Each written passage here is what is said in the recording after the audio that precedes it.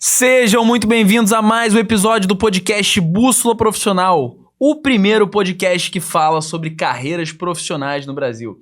Para você que não me conhece, meu nome é Manuel Pacheco, eu vou ser o host, vou ser o apresentador desse programa, como em todos os outros episódios. Antes de começarmos com a nossa convidada, temos alguns recados, né? Estamos em Floripa, pelo que vocês estão aqui observando, estamos no estúdio Boteco Podcast, onde nós sempre gravamos. Quando a gente vem pra cá, a gente sempre procura eles sempre atendem a gente da melhor maneira. E sempre dando aquele recado para os profissionais de Floripa, caso você tenha uma indicação de um profissional que você acha que ele tem muita coisa a acrescentar aqui no nosso programa, manda uma DM pra gente com o nome do profissional que a gente vai entrar em contato com ele para ver se a gente vai conseguir possibilitar essa gravação, se vai ser legal para ambas as partes, beleza? Segundo recado, você que é profissional da área da saúde e tem interesse em entrar no mercado digital, já está há muito tempo prolongando esse objetivo para você começar a captar clientes, para você começar a captar pacientes no mercado digital e não está tendo resultado ou então ainda não começou, entre em contato pelo Instagram MKTD Pacheco, que eu vou te ajudar a conseguir uma solução para que isso se torne uma realidade para você nesse ano de 2025, tá? Dados esses dois recados, vamos à nossa convidada, otorrinolaringologista, eu sempre falo esse nome com um pouquinho de pausa para poder não me enrolar nele, doutora Natane Zanirelli. Tudo bem, doutora Natane? Tudo bem? Então, doutora Natane, vamos começar esse papo querendo saber um pouco da tua trajetória, saber como é que você começou nessa área, e aí a gente vai conversando. Obrigada, Manuel, pela oportunidade. Bom, a medicina sempre foi... eu sempre soube que ia ser médica. Desde a minha infância, eu nunca tive outra profissão na minha cabeça. Então, eu sempre estudei muito, né, para poder passar no vestibular, e depois veio a época da residência, me dedicando muito. Lembrando depois na época da faculdade, que eu escolhi ser otorrinolaringologista, e era uma das especialidades mais concorridas nas provas de residência. É mesmo? É uma das mais concorridas? Mais concorridas. Esse ano, no ENARE, né, que é um concurso de residência nacional, né, de todo o Brasil, foi a residência mais concorrida do Brasil todo. Foi, e tem muita gente que não sabe o que é otorrinolaringologista, pois né? Que é a pessoa, o que o profissional dessa área faz, mas a gente vai botar isso mais pra frente. Mas me fala mesmo, como é que depois que você decidiu, que você foi lá na faculdade, me diz como é que foi a tua trajetória. Depois da faculdade, a gente passa por todas as especialidades. E assim, eu sempre falo para as pessoas que estão começando, né, na área médica, na faculdade, pensar que qual aquela especialidade que você gosta mais, qual que você não se identificou tanto. Então, a gente já vai fazendo uma exclusão e elegendo as que a gente mais gosta. Foi isso que aconteceu comigo. Legal. E uma coisa muito importante também é a gente pensar em acompanhar aquele profissional que a gente tenha o pensamento em seguir aquela área. Na faculdade, eu comecei a acompanhar uma otorrinolaringologista, acompanhar ela nas cirurgias, no ambulatório. Então, assim, isso me deu a certeza que era a especialidade que eu queria escolher pra mim. Então, aí eu estudei mais ainda pra passar com mais facilidade na prova. Ó, é isso aí. Podcast Bússola Profissional. Nós estamos aqui, sempre, todo episódio eu falo isso, que todo profissional, ele tem todo profissional, em algum momento, ele teve alguma referência. Alguém que ele olhou com respeito, com admiração, que ele viu e olhou e falou assim: eu quero ser igual a esse profissional. Exatamente. Então, esse tipo de profissional é o modelo que eu quero seguir. Então, você ter a importância de você ter esse profissional na tua vida, de você se espelhar em alguém para que você siga a tua carreira. Isso aconteceu com você, pelo que você está falando? Sim, aconteceu. Foi uma professora da faculdade, legal, Mary Laura, que eu fui, antes, né, de decidir exatamente a profissão, a especialidade que eu ia seguir, eu conversei com ela, como que era o mercado de trabalho, como que era a área de atuação do otorrino, ela me explicou tudo. Aí eu comecei a acompanhar ela durante a faculdade, entre um internato e outro ali, né, na correria, eu consegui acompanhar ela. E foi muito bom, porque assim, eu falei assim, não, é isso que eu quero fazer, é isso que eu quero pra minha vida. Ainda mais eu que não sou de uma família de médicos. Eu não tenho nenhum médico na família, então assim, foi eu sou a primeira filha primogênita, minha irmã também é médica, é reumatologista, então assim, eu fui desbravando. Que abriu os caminhos. Eu fui desbravando. Isso é muito legal, porque quando você tem um pai, uma mãe, que no caso eles seguem a profissão que você quer seguir, você tem a própria referência profissional tá em casa, né? Exatamente. Mas quando você não tem essa referência profissional em casa, você tem que buscar fora. Com E aí a certeza. dificuldade de você encontrar, às vezes, um bom profissional, uma pessoa com valores, uma pessoa que você se identifique, que é uma outra pessoa, né? Até você conseguir identificar todas essas nuances. Mas legal você falar isso, porque realmente você desbravar é sempre mais difícil, né? E como é que você fez? Você fez o vestibular? Você... Sim, fiz vestibular, né? Desde o... Assim, eu sempre soube que ia ser médica, como eu falei. E aí, desde o primeiro, segundo, terceiro ano do ensino médio, eu me dediquei muito ao vestibular, estudar muito, horas e horas e horas e horas, finais de semana de estudo. E aí veio a aprovação, graças a Deus, né? No primeiro ano eu fui fazer a faculdade, foram 6 anos de muito estudo também, muita dedicação. E depois veio a prova de residência, que também foi sim, a gente estuda durante toda a faculdade, mas nos últimos 2 anos da faculdade eu me dediquei muito, né? Fiz cursinho para fazer a prova de residência, fiz 18 provas de residência em cerca de 5 estados do Brasil, porque eu queria muito mesmo passar na residência. Então eu fiz prova no Rio Grande do Sul, fiz prova em Santa Catarina, fiz prova no Rio de Janeiro, Mas você em era São aqui Paulo. De Florianópolis? Eu sou do Paraná. Ah, você é do Paraná. Fiz minha formação de faculdade no Rio de Janeiro. Ah, legal. No Rio de Janeiro. E aí eu abri um pouco mais o horizonte na época da residência, porque são poucas vagas de otorrino, por isso que essa concorrência é tão grande, né? Para cada estado você tem uma concorrência maior em determinada área. Exatamente. Aí eu fiz prova no Rio Grande do Sul, em Santa Catarina, no Paraná, no Rio de Janeiro e em São Paulo. Foram 5 estados aí, né? E eu fiz ao todo acho que 18 provas, 4 entrevistas. Foi assim, 3 meses viajando o Brasil inteiro. E foi muito, assim, uma dedicação muito grande, mas foi muito gratificante quando veio a aprovação. Quando veio a aprovação. Ó, um recado pra minha prima Alessandra, que tá querendo fazer vestibular de medicina. Ó, o negócio não é fácil aqui não, hein? Não. É difícil, tem que se esforçar. Mas, enfim, eu sei que você já falou sobre a questão da referência profissional, que isso foi um grande motivador para você ter escolhido a área de otorrino. Mas quando você descobriu o que você fazia na área, o que mais te impressionou e o que fez com que você tivesse a certeza de ser otorrinolaringólogo? Então, a otorrinolaringologia é uma especialidade que a gente pode ter 3 vertentes. Agora está surgindo até uma 4ª vertente, que é um braço da terceira, né? Entendi. Que eu vou explicar para vocês. O otorrinolaringologista, ele pode fazer a parte ambulatorial de consultas, ele pode fazer a parte de exames, de diagnóstico de doenças, e ele pode fazer a parte cirúrgica. Na residência de otorrinolaringologista, a gente faz tudo isso, aprende todas essas 3 vertentes, e agora tem um outro braço, que é da parte cirúrgica, que é a parte de cirurgia plástica da face. Entendi, a parte estética, né? A parte estética. Então, assim, a otorrino proporciona ao médico que escolhe essa especialidade optar por se ele quer fazer as 3 especialidades. Você escolhe o caminho que você quer seguir. Exatamente. Lógico que pra gente ter cirurgia, a gente tem que ter o ambulatório. A gente não pode escolher só uma vertente. Mas tem uma noção básica de tudo, né? A gente tem, com certeza, uma noção muito boa, né, das 3 áreas. E a gente... Assim, o otorrino, ele faz a parte ambulatorial, a parte diagnóstica de exames e faz a parte cirúrgica. Vocês escolhem uma especialidade, mas na verdade vocês fazem de tudo, né? Exatamente. Então, assim, a otorrinolaringologia, ela é uma boa especialidade porque ela tem várias opções e várias subespecialidades dentro da otorrinolaringologia que muita gente não sabe que até existe, por exemplo, tratamento de tontura, de vertigem e zumbidos. Muitas pessoas não sabem que é do otorrino. Então, a gente pode fazer uma subespecialidade voltada nisso. Tem a área da otorrinopediatria, que a gente também pode fazer essa subespecialidade.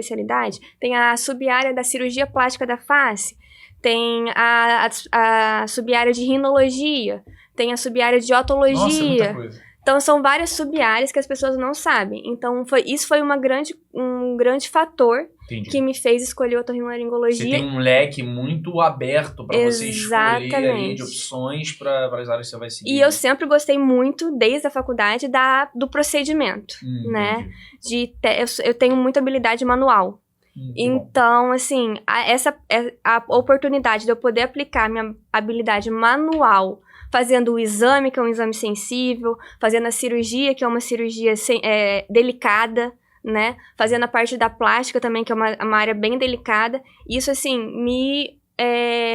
despertou para escolher otorrinolaringologia. É meio que você juntar um talento teu com algo que você gosta de fazer também. Isso é muito interessante.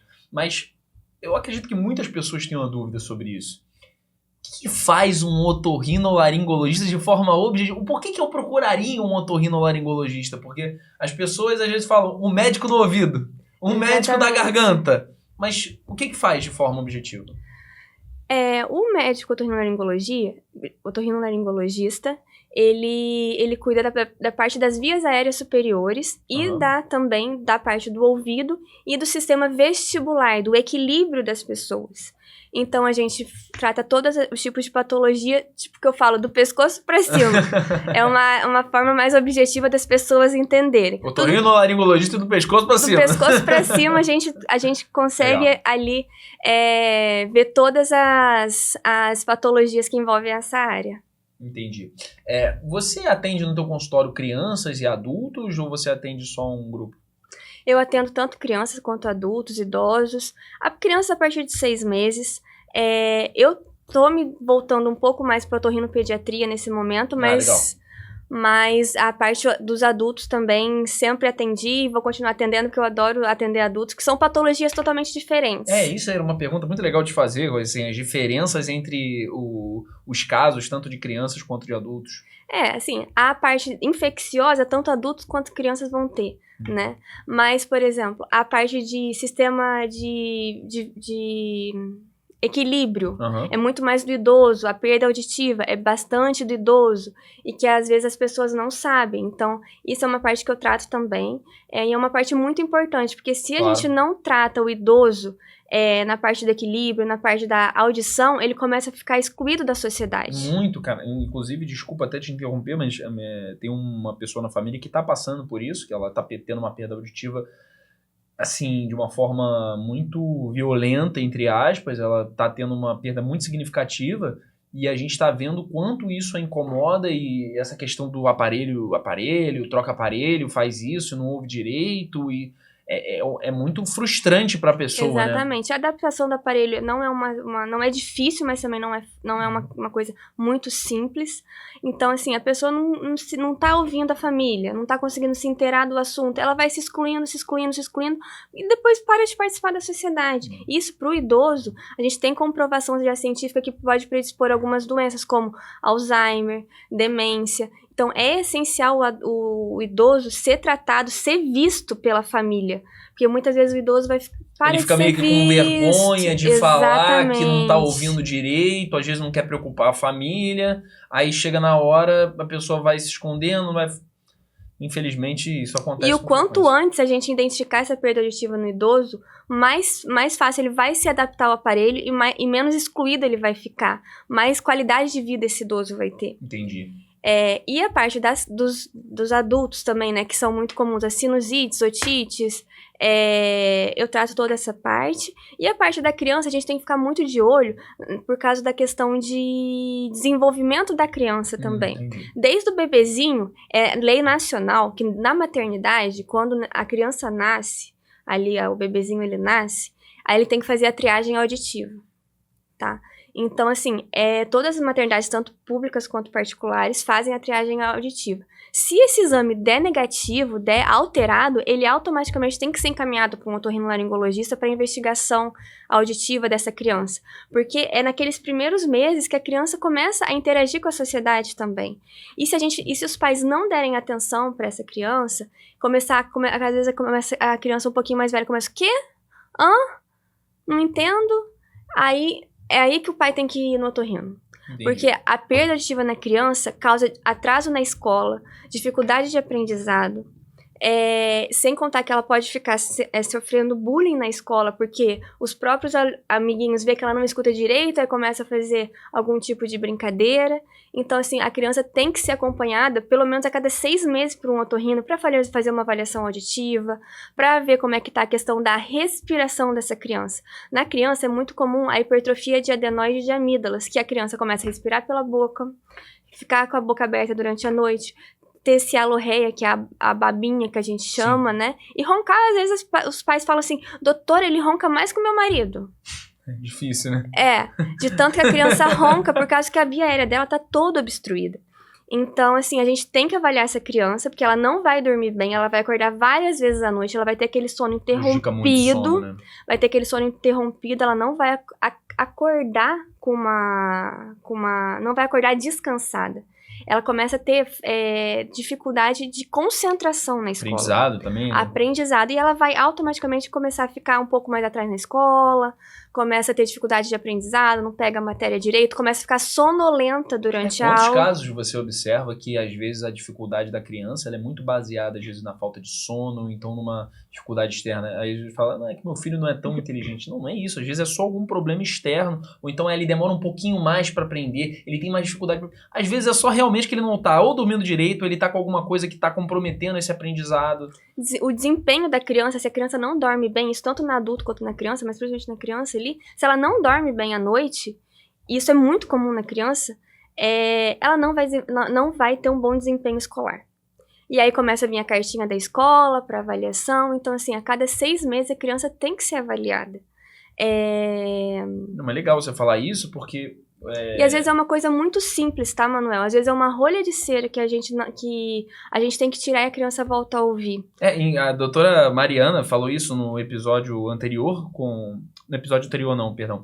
Eu acho que foi no episódio 8 que a doutora Mariana foi no audiólogo infantil, ela contou exatamente esse caso, que foi encaminhado para ela, né, para ela atender como fonoaudióloga, e na verdade a criança estava com dificuldade na fala porque ela não conseguia prestar atenção no colégio, porque tinha uma bola de cera gigantesca no ouvido da criança, a criança não conseguia ouvir, ela ficava com vergonha, e aí ela perdeu, sei lá, um ano e meio de aprendizado por conta disso, ela não ouvia. Depois que o otorrino lá, especialista no Rio de Janeiro, para quem ela encaminhou, tirou a cera, a criança desempenho escolar normal. Exatamente. Às vezes é só um problema externo, como você disse. Então tem essa questão da diferença. Agora, me diz uma coisa, uma curiosidade aqui. Quais são os procedimentos que mais aparecem para você fazer no teu consultório em relação a crianças? Porque os pais das crianças mais te procuram? Olha, é muito comum a infecção, né, das vias aéreas, né, que seriam as otites, as amidalites, as sinusites e as rinites também, né, que são alergias, né, que isso compromete muito a criança. A avaliação auditiva um pouco menos, mas a gente tá querendo mais os otorrinos puxar um pouco mais essa parte para os pais ficarem atentos sobre isso. Legal. E também muito a questão do ronco e da respiração oral, que é muito encaminhado também pelos dentistas, pelos odontos. Porque o que acontece? Às vezes a criança começa com uma dentição errada, começa a ficar com o céu da boca alterado. Isso é visto no dentista, né? Porque a criança vai frequentemente no dentista. Sim. E aí o dentista encaminha pro otorrino, porque não adianta o dentista trabalhar se ele não tiver a correção da respiração da criança. Isso foi um ponto muito legal que você falou agora. As crianças vão no dentista de 6 em 6 meses, mas no otorrino elas vão de 4 em 4 anos. Exatamente. Igual a Copa do Mundo. E aí o que acontece? Coloca aparelho, faz ortodôntico, né? Faz várias... Os dentistas fazem várias abordagens ali. Só que se a criança não estiver respirando bem, ela não... É como se o pai jogasse o dinheiro fora. Entendi. Porque vai voltar no futuro.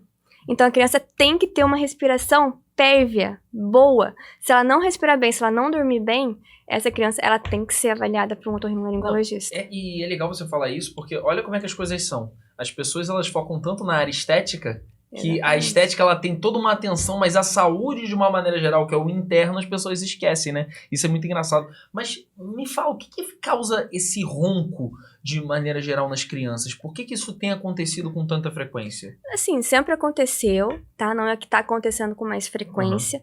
É que, assim, a criança, ela tende a ter um aumento, aumento da adenoide e da amígdala, que são 2 glândulas que ficam lá atrás na garganta. E quando elas ficam de um tamanho aumentado, ela obstrui a passagem de ar pelo nariz. E aí, quando a gente não respira pelo nariz, a gente abre a boca. E como você comentou da parte estética, isso também altera a parte estética da criança. Porque essa criança começa a desenvolver, a face dela começa a ser de respirador oral, que a gente chama. Que é a criança que fica sempre com a boca aberta, tá sempre com o lábio inferior invertido. Nossa. A face da criança começa a ficar mais alongada. E o próprio o desenvolvimento ósseo da criança, por ela respirar pela boca, altera muito. Ela tá sempre, aquela criança que tá sempre com a olheira, aquela olheira funda. É uma criança que a gente olha pra ela, a gente sabe que ela respira pela boca. Então, pais, fiquem atentos. Não é só dos dentes que vocês têm que cuidar dos seus filhos. Também vai ter um resultado na face, né? Vai ter uma questão Sim, de... principalmente a questão da boca, os dentes começam a desenvolver de uma forma diferente, e aí vai no Aí vai ter que ir dentista no dentista pra corrigir de novo, para né? corrigir de novo. Então, quanto antes a gente consegue identificar esse respirador oral que a gente chama, e quanto antes a gente conseguir intervir nisso, tanto com medicamento ou sendo com cirurgia, mais cedo essa criança vai ter um melhor desempenho escolar, vai dormir melhor, vai ter um desenvolvimento da face, da estética melhor. Legal. Então, isso é uma coisa assim que... Uma vez uma mãe me perguntou, doutora, mas como que você sabe que o meu filho respira pela boca? Porque eu tô vendo o rosto dele. Porque eu tô vendo a boca dele. Eu tô vendo os dentes, eu tô vendo o céu da boca dele como que é bem curvo. E aí ela falou assim, mas como que a senhora sabe? Eu tô vendo. É só de Só não vai olhar... falar pra ela, né? Olha só, então, tá vendo a olheira do seu filho? Ela tá muito grande, você não vai poder fazer isso pra ela. Mas, enfim, é interessante você falar que eu nunca parei pra pensar nisso, que você tinha esse lado que você tinha esse reflexo do sono ruim, dessas dificuldades no próprio rosto da criança. E isso fica de alerta pros pais, né? Pra Com que certeza. eles procurem um otorrinolaringologista para você não causar esses danos ao filho. Porque as pessoas elas vão, obviamente, direto pro dentista para poder corrigir, às vezes, um dente torto, aquele dente que não cai, mas às vezes a criança só espera a criança ter dor realmente, aquela dor insuportável no ouvido, porque dor no ouvido é insuportável, né? Sim. Enfim, aí para poder procurar o profissional. E pro lado dos adultos, por que eles mais procuram? Os adultos, eles procuram muito pela questão também da obstrução nasal, principalmente, ou pela amidalite de repetição, que não foi tratada na infância, e aí ele vai como adulto já, né, e com algumas consequências, como amidalite caseosa, que é aquela amidalite que acumula restos de alimentos na amígdala, dá mau hálito, e é uma coisa muito incômoda para o adulto. Isso é uma coisa que eu percebo muito no consultório, adultos com esse mau hálito, essas bolinhas que ficam grudadas ali na amígdala, né? Então a gente tem a parte cirúrgica, a gente pode resolver isso.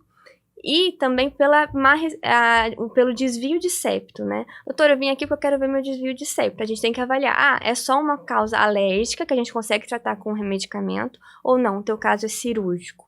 Então a gente tem que fazer exames, tem que avaliar direitinho para poder saber o que tem que fazer, né? O que tem que fazer. Qual é o próximo passo, de uma Qual maneira o geral? próximo passo. E uma coisa também muito importante que muitos adultos procuram é por causa do ronco. E a maioria das vezes vem o parceiro desse paciente reclamando que ele ronca.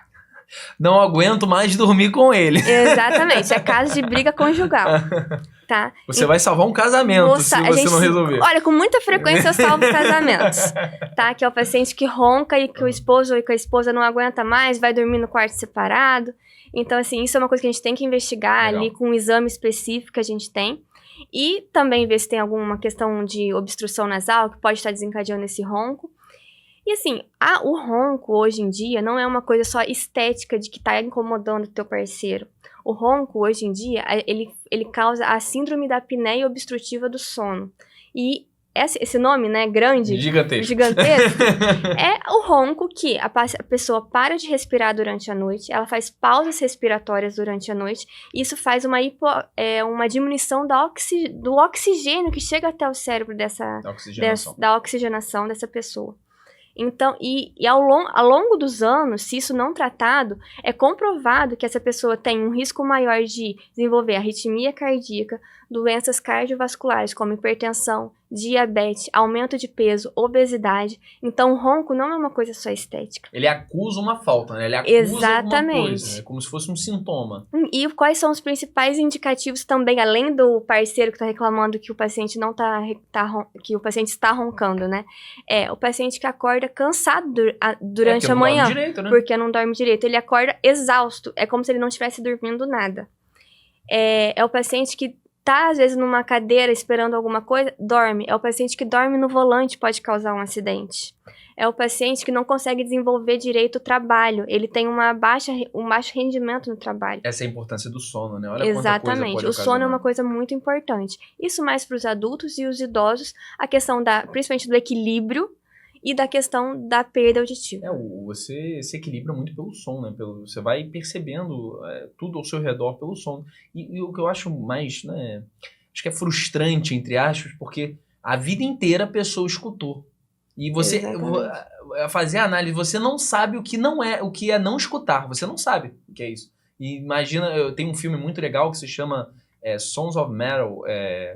Eu esqueci a tradução em português, mas é que ele é um baterista de uma banda de... Não sei se você já viu esse filme. Ele é baterista Mas, de uma banda de heavy metal, assim, pesadão. E ele vai perdendo a audição porque ele tá sempre em contato com... Acho que com muito som, e ele tem uma doença. Eu não lembro bem o que acontece. Mas ele vai perdendo o som com o passar do tempo. E o filme ele vai refletindo e ele vai ficando de acordo com o que ele tá escutando. Então o som do filme é aquilo que ele tá escutando. E você, durante o filme, vai percebendo o som cada vez mais baixo, cada vez mais olha que obstruído. É interessante. muito legal esse Isso filme. também que você comentou, Manuel, é uma coisa que a gente também atende no consultório, que é a perda auditiva induzida por ruído.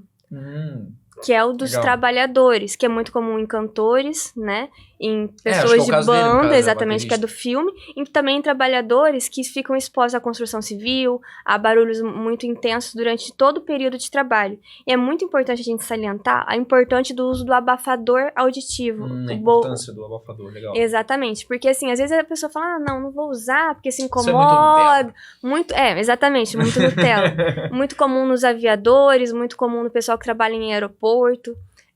Aquilo ao longo, a pessoa não percebe no momento. Isso é ao longo do tempo. Ela vai perdendo Ela gradativamente, vai perdendo né? gradativamente e chega num momento que a pessoa fala assim, quando ela procura, já tá, às vezes assim, nunca é tarde, mas já tá bem avançada a doença. Então, aí você tem que fazer o quê? Você tem que fazer o máximo possível para não perder o que resta, não recupera exatamente. mais. E essa doença, ela não recupera. O que a pessoa perdeu, não volta. E aí a gente tem que entrar com o uso das próteses auditivas, a gente tem que ver o que está acontecendo, né? Fazer uma avaliação. E assim, a importância de usar o abafador. As pessoas acham que isso é uma estética também. Não vou usar abafador, isso incomoda. Não, mas isso é muito importante. O uso do abafador auditivo. Entendi. Legal você falar isso, é uma questão de conscientização, porque muitas pessoas acham, igual eu falei, acham que é Nutella, acham que, né, que vai ter, que é esteticamente feio, que é a pessoa é muito cheia de frescura, entre aspas. Não preciso disso, não preciso isso não vai disso. acontecer comigo. Aí de repente começa a perder, como é que eu recupero? Não recupera. Você tem que agora fazer o máximo que você puder, um esforço absurdo para você não perder o que te resta. E aí é aquele idoso que provavelmente vai chegar aos 70, 80 anos, que vai perdendo ainda mais com o passar do tempo e já era. Mas, especificando de uma maneira geral, quando as pessoas procuram no teu consultório, o que você mais atende lá? Quais os procedimentos que você realiza lá no consultório? Bom, no consultório a gente faz a consulta ambulatorial, né? Que a gente escuta com calma o paciente, vê a queixa. Legal. Eu sempre pergunto onde que o paciente trabalha, porque isso também pode interferir no meu diagnóstico.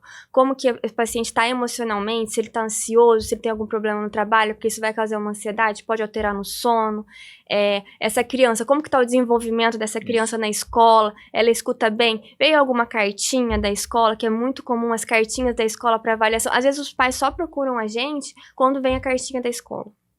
Ou quando sente uma dor muito aguda, né? Que a criança chora. Exatamente. Assim, eu tô falando da cartinha da escola para a questão do aprendizado. Sim. Tá? Quando a escola dá a cartinha, é que ele vai procurar o otorrino. E às vezes, a gente já perdeu um time ali, tá? Não tem... E quanto mais rápido tratar, melhor, né? Quanto mais rápido tratar, melhor.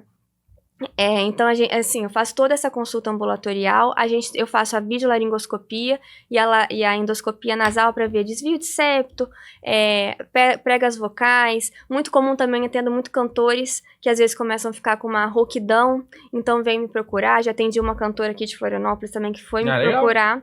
E aí ela começou a me falar, né, de como que era a rotina dela. E aquilo lá estava totalmente associado ao abuso vocal que ela estava fazendo. Caramba. Mas também ela estava usando uma medicação, que agora é a droga do momento, né, a medicação do momento, que é o Ozempic.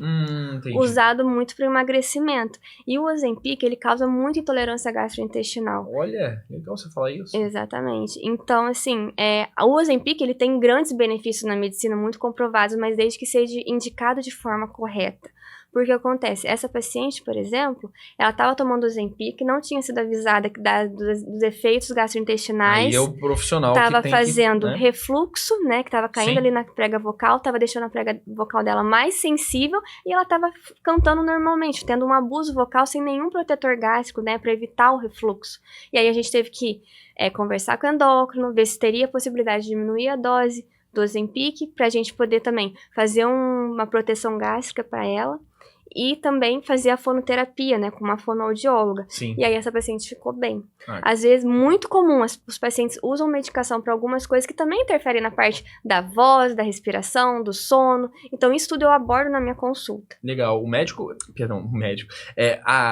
o medicamento ele é uma droga, de uma maneira geral. Ele pode ter benefícios e malefícios, né? Você tem benefícios de um lado, mas podem trazer alguns malefícios de outro. Exatamente, legal. efeitos adversos que a gente chama, né? É importante você ter. E eu acho legal que todo médico competente, todo médico bem-sucedido com quem eu converso nesse podcast, ele sempre fala sobre essa questão de você olhar o paciente como um todo, né? Você entender todo... Não é só, qual é a sua dúvida, qual é o seu problema que eu vou resolver. É como é que tá, né, o teu dia a dia, como é que tá o teu sono, como é que tá a tua vida, a tua saúde mental de uma maneira geral, porque isso tudo influencia, né? Exatamente, isso é a consulta integrativa que a gente chama, legal. né? A gente tem que ver o paciente como um todo. Isso. Eu não vou ver só ele do pescoço para cima, como eu falei anteriormente. Eu vou ver tudo o que tá acontecendo com ele. Inclusive, até eu lembrei de um caso que eu peguei há pouco tempo, de uma adolescente que tava fazendo uso do Roacutan, que é a tretinoína. Remédio pra acne, né? Pra acne. E aí ela chegou pra mim por causa de sangramento nasal, querendo operar, que tinha que operar por causa do sangramento nasal. Achou que era desvio de septo? Eu falei, calma, vamos ver primeiro o que tá acontecendo. Aí eu fui examinar ela, conversei, perguntei as medicações que ela não tomava nenhuma medicação. Ela me disse inicialmente que não tomava nenhuma medicação. Nem lembrava do Roacutan, né? Não lembrava. E aí tava com sangramento diário, o sangramento tava quase fazendo uma anemia nela. Caramba! Exatamente. E aí eu fui ver a mucosa do septo dela, a mucosa, né, nasal dela, muito ressecada. Ele, assim, é um remédio muito agressivo, né? Muito ressecada, com crosta, com sinal de sangramento. Aí eu falei assim, mas olha, você não tá fazendo nada, você não tá tomando nenhuma medicação mesmo? Não, tô tomando medicamento pra espinha. Aí, qual medicamento? Roacutan. E então ali a gente já falou assim, olha, você não vai fazer cirurgia nenhuma, nenhum procedimento. Para o Roacutan pra ver o que acontece. Até você concluir o teu tratamento com o Roacutan, né? E aí eu passei as medicações pra evitar o sangramento, pra gente ver como é que ela ia ficar. Porque ela não tava hidratando o nariz dela. Porque às vezes é assim, ela vai no profissional, o profissional só passa hidratante de lábio, só passa um colírio, porque o Roacutan também resseca o olho, e esquece do nariz. Olha a importância da gente ver o paciente como um todo. Aí, quando ela me falou assim, eu tô tomando Roacutan, eu falei assim, tá explicado. Eu já tomei Roacutan, é um remédio muito agressivo. Eu não consegui tomar mais do que 3 meses na minha infância. A minha irmã, na época, ela conseguiu fazer o tratamento completo, mas ele ressecava muito meus lábios, eu ficava muito incomodado, e por mais que eu passasse protetor, cara, sempre continuava. E cada pessoa é uma pessoa, né? Exatamente. Vai dar um efeito em uma pessoa, numa pessoa A, que não vai dar na B, e vai dar em B o que não vai dar em A. Então, tem essa grande diferença. Mas, de uma maneira geral, pra gente sair um pouquinho desse lado do que você faz no teu consultório, dos procedimentos, só uma última pergunta. E do lado cirúrgico, você executa algo cirúrgico no teu consultório? Sim, no consultório não. Consultório não, perdão. No consultório não. Eu sempre faço meus procedimentos todos no centro cirúrgico, no hospital, né? Porque assim, eu penso como se fosse assim, o meu pai, a minha mãe, o meu filho, eu não tenho filhos ainda, mas eu tento pensar que eu quero oferecer para esse paciente a cirurgia da maneira mais segura possível. Claro. Então eu não faço nenhum tipo de procedimento, nenhum tipo de cirurgia em consultório. Entendi, porque legal. os riscos que podem ocorrer durante uma cirurgia, a gente não ter um anestesista junto com a gente, Entendi. a gente não ter uma equipe para nos ajudar, é muito complicado isso. Então, assim, eu penso como se fosse a minha família e eu gostaria que a minha família operasse no hospital. E no hospital, o que basicamente eu faço, né? Eu faço a remoção das amígdalas, das adenoides, desvio de septo, e comecei agora a fazer também E faço também. Procedimentos estéticos também Estético, você faz? faço Legal. também. Eu faço agora a autoplastia muito pra criança, né? Porque é uma coisa também que os pais procuram muito. Jura? Por O que é essa causa- autoplastia? A autoplastia é a correção da orelha de... Autoplastia. A autoplastia é a correção da orelha de abano. Entendi. Muito comum nas crianças e às vezes alguns adultos também procuram. Por causa que o que acontece? A criança começa a sofrer bullying na escola. É pesado. Então, começa a chamar de o orelhudo, o dumbo. Muito comum isso, né? Entendi. E aí os pais vêm desesperados. E eu faço também esse Porque procedimento. isso pega um pouco a questão, né, da autoestima da da criança. criança. É, legal. Então, assim, eu faço também no centro cirúrgico, sempre faço em Entendi. centro cirúrgico. Na criança, com anestesia geral, que eu faço. No adulto, a gente consegue fazer com anestesia local, tá? A Entendi. autoplastia, que é a correção da orelha de abano. Legal você colocar isso aqui, é interessante. Lembrando também, Manuel, que eu faço também no centro cirúrgico, mas só com uma sedação, né? Por causa do estresse que pode gerar nos pais, o freno lingual, né? Legal. Que atrapalha muito na amamentação dos bebês, que é muito comum as mães virem me procurar com o peito machucado, que a criança não consegue fazer a pega correta do mamilo ali, né? Então a gente tem que fazer um corte no freinho da língua, né? Mais comumente conhecido. Como freio da língua, a gente faz um corte. Mas assim, fazendo o consultório, a criança vai chorar, vai causar um estresse pro paciente. Então eu faço no centro cirúrgico. Entendi. Qualquer procedimento cirúrgico você prefere levar no centro cirúrgico. Exatamente, porque a criança calma, os pais ficam mais seguros e a gente realiza isso no centro cirúrgico. Qualquer coisa que acontecer, chama alguém que possa ajudar, uma equipe que possa colaborar, né? Exatamente. E aí a criança vai embora, entra no internada e vai embora no mesmo dia, no caso do frênulo, tá? Nas outras cirurgias a gente avalia caso a caso, você vai ter que ter um dia de internação e ir embora Entendi. no outro dia, né? Então, isso também eu queria frisar muito, que é muito importante. Quando a criança tá na maternidade, além do teste da orelhinha, ela faz o teste da linguinha, que legal. é avaliado por uma fonoaudióloga, para ver justamente como é que tá esse freio lingual, esse freinho lingual que a gente chama. Porque isso pode alterar muito a amamentação dessa criança, pode não ganhar peso. Então, assim, isso também é uma coisa que a gente faz no centro cirúrgico, que é muito importante para as mamães saberem. E dá uma diferença na fala também, né? Eu conversei com a Pode, fonoaudióloga. dependendo da extensão, né, dessa mucosa que fica ali no freio Pode fazer lingual. a pessoa falar com a língua meio presa, não é? Exatamente, pode fazer Entendi. a língua meio presa. E só que assim, o principal no bebê é a amamentação. Às vezes a mãe não amamenta, começa a machucar muito o peito da mãe e acaba indo pra fórmula, sendo que a gente às vezes conseguiria corrigir só com a correção cirúrgica ali, e é uma coisa que não sangra, é um procedimento que dura tipo, um e minuto algo que no deveria mais. ser prazeroso pra mãe também acaba não sendo, né? Já que Exatamente, vai aí estar causa sempre todo machucando. aquele trauma na mãe, que ela não consegue amamentar, e a mãe começa a ficar depressiva, começa a ficar triste, que não tá amamentando o filho. Então, assim, isso assim, é uma coisa também que eu gosto muito de frisar, porque é uma coisa muito importante. E é uma coisa que dura um minuto, e em um minuto a gente consegue corrigir esse freno lingual aumentado, e todo mundo fica feliz no final. Ah, que bom.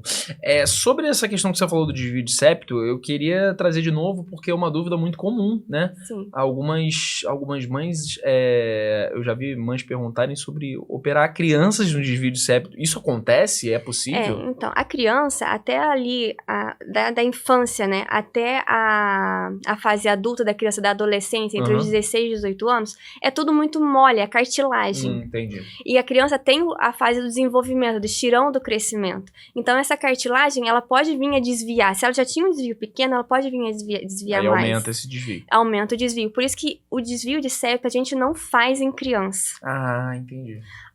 A menos que seja, assim, uma correção um pouco mais estrutural do nariz. Que aí seria outros casos que não só um desvio de septo. Essa é uma dúvida legal de você tirar, porque muitas mães acham que dá pra operar o desvio de septo da criança. Eu recebo muito. Doutora, eu vim aqui pra ver o desvio de septo do meu filho porque ele não tá respirando bem. Aí eu explico que a gente tem que esperar ali a menina até os 16 anos, que ela já passou pelo estirão do crescimento, já parou de crescer, a cartilagem já cresceu o que ela tinha que crescer.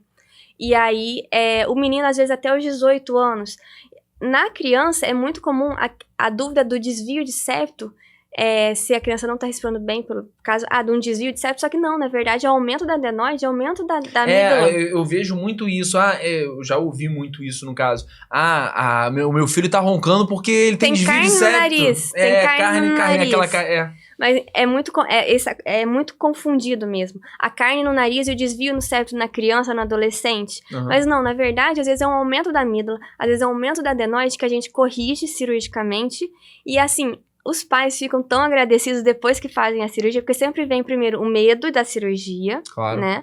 E depois que passa a cirurgia, passa a... Assim, logo na primeira consulta, depois de uma semana, né, que eu faço a revisão da consulta, né, da cirurgia na consulta, melhora, que tenha melhor, os pais agradecem, doutora, se eu soubesse, tinha feito antes. E assim, muito comum também as crianças que não ganham peso. Às vezes a criança é muito magrinha, não ganha peso, e aí a gente vai ver, como que é o sono? Respira pela boca, tem aumento de adenoide, tem aumento de amígdala, e aí essa criança, ela opera, e aí ela começa a comer desenfreadamente. Doutora, minha filha nunca comeu tanto assim. É porque o aumento da amígdala não deixava que ela engolia... Tá tirando atraso. Não deixa que ela engula os alimentos de uma forma correta. Aquilo dá uma dificuldade da criança comer. E aí opera, a criança começa a comer tudo que ela não ganhou de peso antes, ela começa a ganhar depois. E aí é bom deixar claro isso, né? Que a criança ela tem essa dificuldade para poder conseguir comunicar de forma objetiva aquilo que ela tá sentindo, as dificuldades que ela tem de uma maneira geral, Exatamente. né? Então você tem essa importância. Agora sobre a coceira no ouvido. Nossa, eu sou uma pessoa que eu sofro muito disso. Vira e mexe, meu ouvido começa a coçar. E na época que eu jogava polo, né? Eu treinava todo dia na piscina. Então eu sentia muita coceira no ouvido, coçava, entrava na piscina e ficava cheio de dor no ouvido. Me diz, pelo amor de Deus, como é que resolve essa coceira no ouvido? Então, a coceira no ouvido é uma queixa muito frequente no consultório. Legal. Mas a gente tem que avaliar caso a caso. Porque a coceira de ouvido, ela pode ter várias causas. Ela pode ser fungo, ela pode ser desidratação da pele, que envolve o nosso canal auditivo, ela pode ser excesso de cera. E tem tratamento, sim, para coceira de ouvido. Só que, assim, é caso a caso. Então, Entendi. assim, tem que procurar um profissional. Entendi. Você faz no seu consultório? Faço, e sim, no meu consultório, eu avalio, né? E aí, cada uma dessas coisas, a gente tem que ver qual que é a causa, né, dessa coceira no ouvido. Entendi. A primeira coisa é você identificar a causa. A causa, não é uma coisa genérica. Não adianta ficar usando esses remédios, às vezes, que tem na internet, que pra coceira de ouvido, esses removedores de cera que vendem na internet, inclusive eles são perigosos, podem machucar o ouvido, causar otites. Eu já recebi alguns anúncios desses, que é um que você ele roda, né? Ele vai rodando. Aquilo é um perigo. Ele Jura? pode fazer perfuração de tímpano, machucar até o conduto, né, das pessoas, né, o conduto auditivo externo, que a gente chama, né, que é aqui o buraquinho do ouvido. Sim. E pode causar graves infecções. Então, não usem... Perda auditiva. Pode causar perda auditiva se for muito interno, se a pessoa colocar ele muito internamente, pode fazer uma perfuração de tímpano, e aí alterar toda a cadeia ossicular que a gente tem dentro do nosso ouvido. O ideal é coçar com cotonete? Não, nunca usar cotonete, pelo amor de Deus. O cotonete é usado pra tirar maquiagem, é usado pra limpar o umbigo. Vou jogar fora quando chegar em casa. Exatamente, joguem fora e não comprem. Se a gente for ler, inclusive, nas caixinhas, né, de cotonete, quando a gente vai ler, se você for ler ali, não tá escrito que é pra usar no ouvido. É mesmo? É mesmo. Eu tô fazendo o uso errado, então. Exatamente, porque ele empurra a cera pra trás. Se a pessoa... né? Ele empurra. Em vez de ajudar a tirar, ele empurra. Ele empurra. E também, assim, a cera, ela é expelida automaticamente, fisiologicamente, pelo nosso organismo. Se a pessoa fica tirando muito a cera do ouvido, porque a cera ela é oleosa, ela hidrata a nossa pele do ouvido. E aí, se ela fica tirando, ela causa um ressecamento dessa pele e causa a coceira. Entendi. Então, o uso excessivo de haste flexível, de cotonete, é uma das causas de coceira. A ideia da engenharia por trás desse removedor aí que você falou que é um perigo, era que como ele vai rodando, ele meio que pega e você vai rodando para que ele tire. E o cotonete você realmente só empurra, né? E tem alguma conexão, por exemplo, de você pegar o cotonete e empurrar com o otite? Não tem nada a ver. É completamente... O uso excessivo de cotonete, ou o uso usual de cotonete, que não é para ser feito, tô deixando aqui bem claro, gente, não usem cotonete. O problema do cotonete é que ele pode causar pequenas escoriações na nossa pele do ouvido e aí causar otite. E aí, quando entra essas escoriações, esses pequenos ferimentos que o cotonete causa, se você entra na água, pode causar uma otite. Entendi. Então, objetivamente, o que é otite? A otite, a gente pode dividir ela em 3 partes. Nossa senhora, vamos lá, que eu vou conseguir entender isso aí hoje. Tá bom. Então, a gente tem a otite externa, que é a otite do pavilhão aqui, logo da nossa entradinha, que é até a membrana do tímpano, que é a infecção dessa pele, que pode ser causada pelo uso errado de cotonete. Legal. Pode ser causado por bactérias, fungos, e pode estar relacionado ao uso de piscina, de mar, que é a otite do verão, muito comum agora no verão. Porque onde seu consultório enche. Quando o consultório enche, exatamente. E é muito comum também a otite do nadador, que, que é a do ano inteiro, né? Que o nadador ele... do nadador. De polo também. Exatamente. Porque o acúmulo de água ali, se esse ouvido tiver algum tipo de ferimento ali na pele, ele vai infeccionar. Tá? Então, essa é a otite externa. A gente tem a otite média, que fica depois da membrana do tímpano. Essa otite ela é causada principalmente por bactérias e por vírus, não por fungo. O fungo é para a parte externa. A parte do meio do nosso ouvido, que é a caixa, que é o ouvido médio, que a gente chama, ela pode sim, que é aquela otite que começa a latejar absurdamente, muitas vezes relacionada a febre, a ouvido tampado, a pessoa para de ouvir, começa a ter um abafamento no ouvido. Ela tem a sensação de que perdeu a audição. Que perdeu a audição. É a otite média, que aí a gente tem que avaliar, ver o que é, se vai entrar com antibiótico ou não. Mas legal essa explicação que você deu, porque eu consegui agora descobrir por que eu tinha tanto dor no ouvido. Eu pegava o cotonete, cutucava o ouvido, fazia um ferimento, tinha lá, a água entrava e por isso que eu tinha otite. Otite, exatamente. Aula ao vivo. Aula ao vivo. Vamos lá, agora, só pra gente não... Só pra complementar claro, a terceira causa... A gente tem a terceira causa, que é também causada depois da otite, que é muito comum em crianças, pessoas e adultos também que são muito alérgicos, que é a otite média secretora, que é um acúmulo de uma secreção não contaminada, digamos assim, ali naquele ouvido médio. Ele não causa dor, mas ele causa abafamento. E aí, a gente não consegue ouvir direito. O paciente reclama, doutora, meu ouvido está entupido. E também, puxando um outro gancho, é muito comum na criança. E aí a criança não escuta, ela não vai bem na escola. A gente faz uma audiometria, a gente vê uma alteração e a gente tem que colocar um carretel no ouvido dessa criança. Caramba! É isso o procedimento no centro cirúrgico também. A gente faz uma pequena incisão na membrana do tímpano, suga esse catarro que está estéril, não está infectado por bactéria nem fungo, a gente suga e coloca um pequeno dispositivo para aquilo drenar. Esse carretel fica no ouvido entre 6 meses a 1 ano e depois cai sozinho. Isso é muito comum também nas crianças que não desenvolvem bem na escola. A gente vai fazer a audiometria e descobre a sua otite média serosa. E também, mais uma coisa importante, que é os pacientes que reclamam que ficam com o ouvido abafado durante o voo. Muito comum, tá? Porque, doutora, eu viajei de avião, às vezes fiz uma viagem internacional e depois meu ouvido não desentupiu mais. Recebi agora na época do turismo, né? Muito comum, atende vários casos assim. Então, a gente, por causa da despressurização do avião, a gente tem a nossa tuba auditiva e às vezes ela fica inflamada, um pouco incompetente, a gente não consegue fazer a gente não consegue igualar a pressão do nosso ouvido com o ambiente externo. E no avião, como a gente tem muita despressurização, esse catarro que fica ali, vou chamar de catarro, essa secreção que fica ali, ela causa esse abafamento no ouvido. E uma coisa também que eu quero chamar muita atenção aí dos pacientes. Gente, paciente que tá gripado, com sinusite, com otite, evitar ir fazer viagem aérea. Ou, se você está nesse caso, com alguma dessas coisas, tem uma viagem programada, procure um otorrino antes da tua viagem, pelo menos com uns 4 a 5 dias antes. Para que você possa fazer um tratamento para que a pessoa não tenha incômodo quando chegar na viagem, né? Porque é muito comum os pacientes ficarem com muita dor durante o voo e até causar perfuração de membrana do tímpano. Não aproveita a viagem. Atendi também uma estudante que ela era de Florianópolis, né? Mas ela estava indo fazer faculdade nos Estados Unidos, ia ter horas de voo. E lá em dólar, hein? Lá em dólar. Exatamente. Imagina chegar lá sem plano de saúde, tendo que procurar um médico. Nossa. Aí ela me procurou no dia da viagem. Ela foi de mala pro consultório.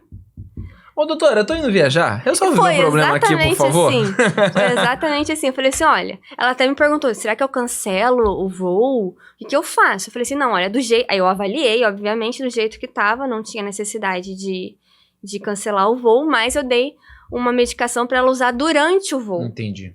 E que aí, durante o voo, ela ia conseguir fazer uma pressurização melhor ali na tuba auditiva dela e que ela ia não... Mas tem casos em que você não recomendaria a paciente? Alguns casos a gente não recomenda o paciente, por tua conta em risco.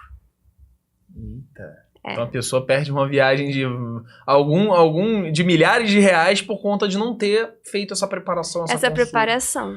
As pessoas acham que o Google é médico também. As pessoas olham tudo no Google, né? E aí teve uma época que que as pessoas pesquisavam no Google e tudo era virose. As pessoas começaram... Mas tem que procurar o profissional de cada área para conseguir ter essa consulta. E muitas vezes a gente consegue não cancelar essa viagem tomando algumas medidas preventivas ali, 2 dias antes da viagem. Precisa de tempo, né? Para poder tratar o paciente. Essa paciente, ela conseguiu sim viajar, mas com algumas medidas que eu orientei ela na hora da consulta. E o principal, né? Já pensou se ela não tivesse ido numa consulta com você? O que aconteceria é que ela ia sofrer a viagem toda. Exatamente. E aí, o que ela ia fazer? A viagem para os Estados Unidos não é uma viagem curta, né? Não é daqui, acho que eram 16 horas de viagem. E aí, a escala, conexão... Dependendo para a área dos Estados Unidos, né? É muito tempo. Aí, quando ela chega lá... Imagina, ela sair do avião e ir direto para um hospital. Estraga a viagem, ou então o intercâmbio, ou então qualquer outra coisa que venha fazer. Mas só pra gente não perder, já que a gente tá nessa área do ouvido, eu achei muito curioso essa questão que você falou da cirurgia na orelha. Qual é o nome mesmo? Otoplastia. A otoplastia. Fala um pouco mais sobre a otoplastia de uma maneira geral. Tem uma idade mínima? É recomendado para crianças que estejam em determinado caso? Ou então é só uma questão estética mesmo? É uma cirurgia basicamente estética, tá? A pessoa tem que querer, né? E às vezes os pais percebem também a questão do bullying na escola e me procuram. Por pura e espontânea pressão. Pressão da escola. E às vezes a própria criança, muito comum em meninas, né? Uhum. Ela percebe aquilo, mas ela não tem noção do que é. E ela começa a colocar o cabelinho pra frente. Pra esconder a orelha. Eu já peguei várias pacientes assim, ela fala, doutora, ela não quer usar arquinho, ela não quer prender o cabelo de rabo de cavalo por causa da orelhinha. Isso os pacientes me relatam. Muito comum mais em meninas. Entendi. Então, assim... homem é mais desligado com essas coisas. Exatamente. E aí, sim, existe uma idade mínima. A gente recomenda que pelo menos esperar os 5 anos, que é a idade que a orelha já vai estar desenvolvida, já vai ter crescido um tamanho suficiente. Depois daquele tamanho dos 5, 6 anos, dificilmente ela vai aumentar muito de tamanho. E a cirurgia já está indicada a partir dessa idade, dos 5 a 6 anos. Então, a partir dos 5 ou 6 anos, o pai já pode procurar, meu filho tá com isso. Entendi. Legal. E só um último caso, assim, do lado pra gente sair do lado das orelhas aqui, essa questão da perda auditiva na criança, isso é muito importante. O que ocasiona essa perda auditiva? É uma doença? É algo específico? O que acontece? A perda auditiva na criança, ela tem várias causas, tá? Não tem como a gente... falar, não, é só por isso. Entendi. Não tem como precisar, exatamente. Então, assim, a criança saiu da maternidade com um teste alterado, ou o pai começou a perceber que ela não está interagindo, tem que procurar um otorrino. E não existe aquela coisa, o pai falou com 5 anos, o tio falou tarde. A criança, o desenvolvimento dela é muito rápido. Em cada mês que se perde, cada 15 dias que se perde, que a gente não investiga a causa da perda auditiva dessa criança, mais difícil é depois tratar. E mais ela vai ficar com atraso no desenvolvimento. Então, assim, a criança é pra ontem, não é pra amanhã, entendeu? Eu falo assim, que a investigação da perda auditiva da criança é pra ontem, porque, assim, a gente tem que ver o que tá causando isso e a gente tem que ir no ponto, a causa é essa, então a gente tem que tratar isso, porque essa criança ela vai ter prejuízo no desenvolvimento. Entendi. E aí é legal a gente tocar num assunto que é sobre os corpos estranhos, que eu vi nos teus conteúdos, né? Você fala muito no teu Instagram sobre essa questão de retirar corpos estranhos. E aí é muito pelo que as crianças elas colocam no ouvido, ou então cutucam, cada vez mais jovem. Me fala aí nas crianças, o que você comumente encontra de que as crianças vão lá e colocam no ouvido que você tem que retirar? Então, no ouvido, assim, a criança ela é bem criativa, né? Muito criativo. Muito criativa. Os pais ficam de cabelo em pé. Então, assim, na criança é muito comum a gente encontrar miçanga, bolinha, brinquedinho. Agora tá na moda o slime. Muito comum o slime no ouvido. Meu Deus Sem, do céu. assim, sem contar o algodão, que é sempre, né? O algodão, o cotonete, que às vezes ficou lá dentro. Às vezes a gente pega também muito a borrachinha do fone de ouvido. Caramba. Pegamos muito. Isso mais e sem Mas contar às vezes os insetos. você precisa de levar num centro cirúrgico pra poder fazer Normalmente retirada? eu tento tirar sempre no consultório, com lavagem ou com pinça, mas dependendo de como a criança tá, da agitação, a gente tem que sim levar pro centro cirúrgico, mas eu sempre tento evitar. Entendi. Outra coisa que as crianças adoram colocar no ouvido: feijão, arroz, milho, pipoca. Isso, às vezes... Pipoca? Pipoca. Feijão? Meu Deus do céu. Eu já peguei até feijão brotando ali dentro. Porque entrou Já em tava contato... Se Aí botar foi o tomar feijão banho. com algodão, aí já vai... Não, exatamente, muito comum. Então a gente tem sempre, os pais têm que ficar atentos, né, objetos pequenos, principalmente. Nossa, criança realmente Eles são muito criativos. é um desafio, né? Exatamente. Você já tá pensando, quando virar mãe, você vai olhar o ouvido Não, da não vai ter criança todo nada. dia. Todo dia antes de dormir, você vai ver se tem alguma coisa no ouvido. No nariz também, né, complementando, eles adoram colocar espuma no nariz. Caramba. É E eu só incrível. tava lidando com o fato de colocar no ouvido. No nariz eu nem pensei. Nariz, bolinha, miçanga é muito comum também. Mas no ouvido incomoda mais, não é? No nariz incomoda mais. Os Jura? pais percebem mais no nariz do que no ouvido. Mas no ouvido a dor não é mais aguda? Não? Nem sempre causa dor. Jura? Juro. Caramba. Porque acontece, é muito comum as crianças pegarem espuma de um sofá, de uma almofada, de um travesseiro e colocar no nariz. E aí eu já peguei vários e vários casos da criança estar tratando sinusite, Caramba. por causa que acontece, coloca um corpo estranho no nariz e começa a causar uma infecção local ali. Brinquedo tem muito? Muito. Todos os tipos de brinquedo, sempre os pequenos, Lógico. né? E aí começa a causar uma infecção local ali, começa a sair, isso é uma dica para os pais, que começa a sair a secreção de um lado só do nariz, que foi o lado que ela colocou o corpo estranho ali, né? E aí começa a tratar, vai às vezes num pediatra, vai num colega médico, começa a tratar a sinusite e aquela secreção nunca melhora. Nunca melhora, porque o corpo estranho continua ali. Então... Mas a maioria você consegue tirar no consultório, A né? maioria do nariz, sim, Mas às é vezes mais a criança fácil. ela consegue enterrar tão lá no fundo que você vai Sim. precisar... E aí, uma coisa também que a gente tem que pensar é que essa secreção que sai sempre unilateral, criança com secreção amarelada, em uma fossa nasal só, em um lado do nariz só, e com um odor muito característico, com um odor muito fétido, Tem alguma coisa ali. tem ali alguma coisa. Entendi. Então, assim, são Esse cara é de alerta pros pais, então, um né? alerta para os pais. Criança com... criança ou crianças especiais, adultos especiais também já peguei muito, que tem saída de secreção amarelada de um lado só do nariz com um odor muito fétido, tem que ser investigado. Entendi. Nossa. E agora eu tô até com medo de fazer essa pergunta, eu não sei o que vai acontecer. Eu tô com medo do que eu vou ouvir. Mas, e dos adultos? O que você tira, o que tirou que você falou assim... Meu Deus, eu não acredito no que eu tô vendo. Porque, assim, em tese, as crianças são mais criativas. Para os adultos inserirem esses corpos estranhos, as motivações a gente nunca vai saber. Mas o que você viu ali que você ficou completamente impressionada? Então... eu trabalhei num hospital de grande porte, né, que é a maior emergência da América Latina de otorrinolaringologia de porta aberta, né? Legal, onde é que fica? Fica no Rio de Janeiro, no Hospital Municipal Souza Aguiar. Lá, o Hospital no Municipal Souza Aguiar? Souza Aguiar é um serviço de otorrinolaringologia de porta aberta. Eu que sou do Rio de Janeiro não sabia. Exatamente, porta aberta. Então, tudo do Rio de Janeiro inteiro ia Vai pro pra lá. Souza Aguiar. Então, eu já fiz muita coisa lá. Foram 5 anos de muito aprendizado. E é legal porque é muito aprendizado realmente. Né? Muito, assim, a curva de aprendizado que eu tive lá, agradeço muito aos meus chefes, que foi, assim, um exponencial, assim. E isso eu trago pra Florianópolis, né? Legal. E então, assim, a coisa mais, assim, inusitada que eu já tirei tanto do ouvido quanto do nariz foi drogas ilícitas. Que? Drogas ilícitas. A pessoa tentando passar pela alguma alfândega, alguma coisa assim, Exatamente. inseriu no ouvido? No ouvido e no nariz. No ouvido e no nariz. E foram pessoas diferentes, tá? Uma inseriu no ouvido e depois de um tempo apareceu uma no nariz. Eu não posso acreditar que isso é sério. Sério isso? Sério. E aí, como é que você faz pra retirar? Porque foi em forma de... obviamente foi em forma de saco, né? Pra manter... Como é que você faz isso, às vezes, pra não às vezes, furar o saco e a pessoa, né, ter essa inserção? No ouvido foi mais fácil, né? Porque tava num papelote ali, né? Foi mais fácil, só com a pinça eu consegui tirar.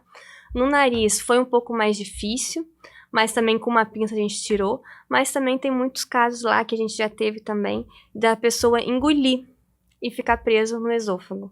E aí ter que fazer uma cirurgia aberta e ter muito risco dessas camadas, né, que envolvem ali a substância ilícita. Plástico também, de maneira. O plástico, na cirurgia, ele ia estourando, conforme a gente tentava puxar.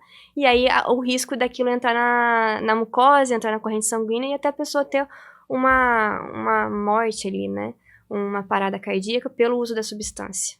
Caramba, meu Deus do céu, as pessoas, elas não têm o mínimo juízo, né? Exatamente. Mas eu fiquei realmente surpreso. Drogas ilícitas eu jamais imaginei. Drogas ilícitas, e também tirei uma vez uma coisa que me chamou muita atenção, um paciente que estava... que quando foi ali no Souza Aguiar, há 15 anos atrás ele tinha participado de uma briga com uma faca. E a faca estava alojada dentro do nariz dele. Um pedaço, a ponta da faca estava dentro do nariz.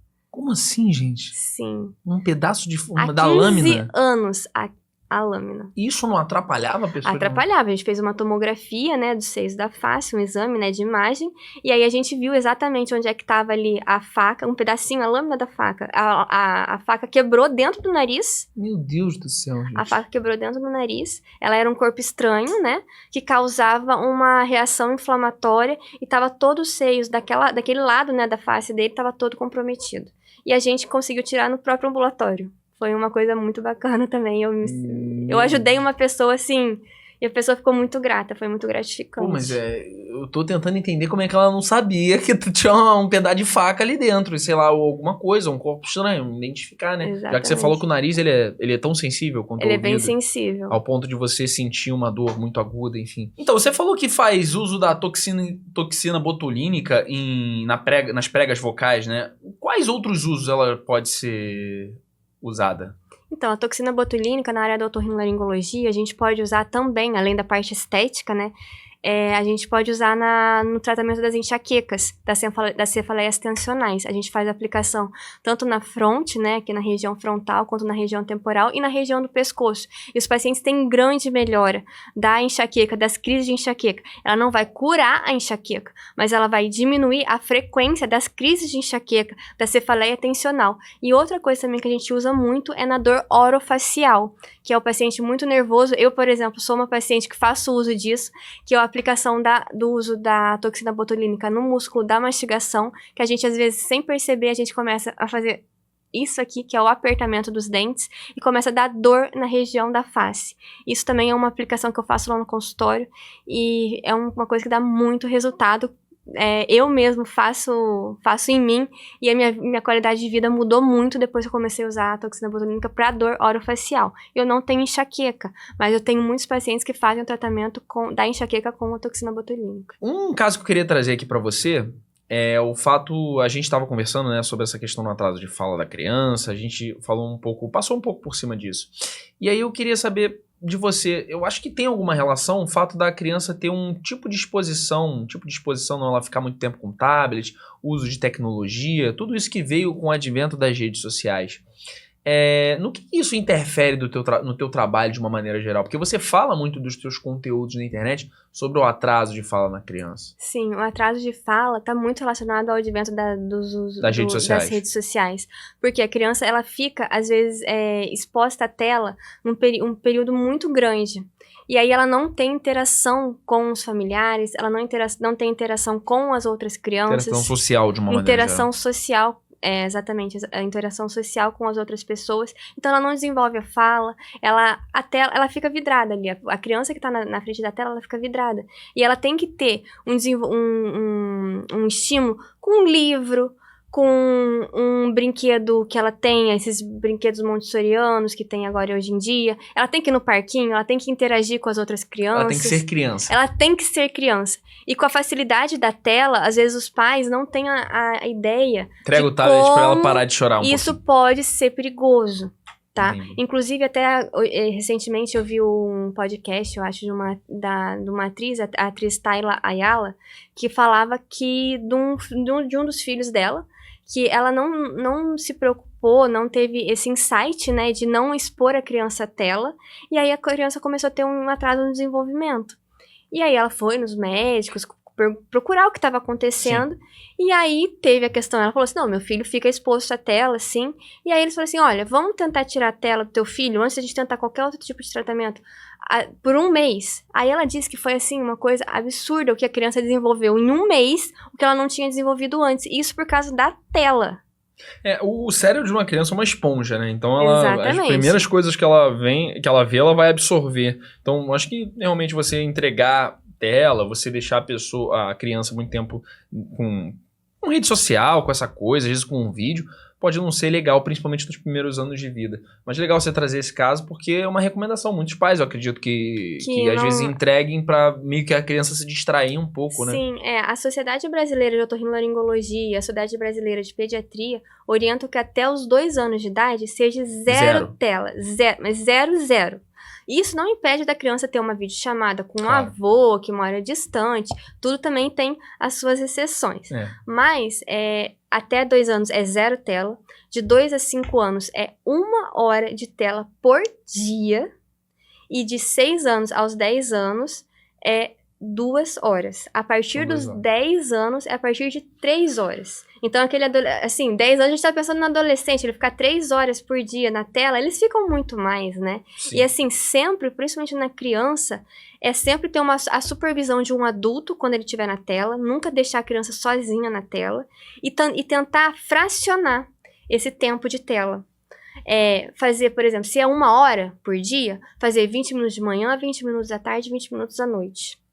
Se é 2 horas, vai fazer 1 hora de manhã, meia hora na hora do almoço, meia hora na hora do jantar e 1 hora... Nunca fazer antes de dormir, porque isso também atrapalha no sono da criança.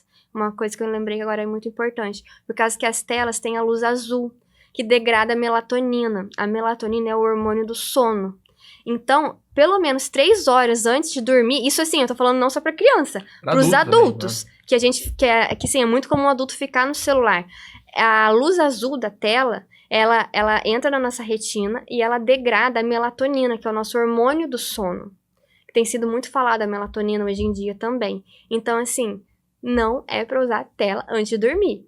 A criança... Quanto tempo mais ou menos antes de dormir? Entre 2 a 3 horas. Pelo menos evitar as telas. Evitar, e assim, na criança não usar.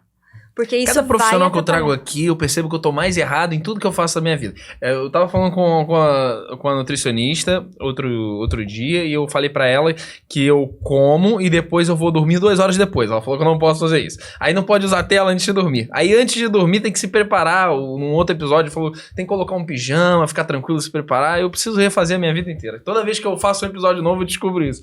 Mas é legal você trazer isso de uma maneira geral, porque é questão de conscientização, principalmente para as crianças, né? O adulto, ele tem a própria responsabilidade, né? Se você não quer... Você sabe o que é certo, se você não seguir, você sofre as consequências.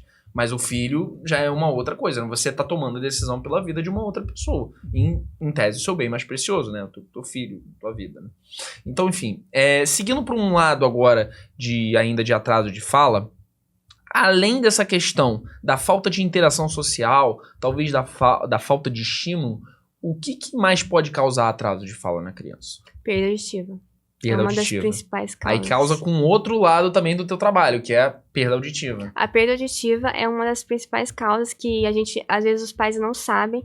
E aí a gente, às vezes, tirando, que nem eu falei, uma cera, a gente fazendo um tratamento cirúrgico, fazendo a remoção das adenoides e das amígdalas. Essa criança, ela não faz mais tanta otite serosa, que é aquele acúmulo de secreção que dá o abafamento. Ou então colocando um carretel no ouvido, tubo de ventilação, que a gente chama. Isso vai desenvolver muito a criança. Então, assim, a perda auditiva é uma das grandes causas de falta de desenvolvimento da fala.